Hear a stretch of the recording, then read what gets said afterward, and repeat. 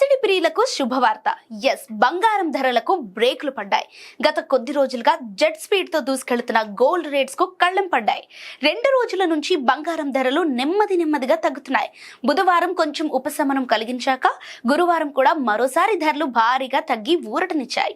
తులం గోల్డ్ ధరపై 930 రూపాయలు తగ్గాయి. ఇక సిల్వర్ ధరలు మాత్రం ఎలాంటి మార్పులు కనిపించలేదు. 24 క్యారెట్ల 10 గ్రాముల బంగారం ధరపై 930 రూపాయలు తగ్గి 1,14,440 దగ్గర అమ్ముడవుతోంది.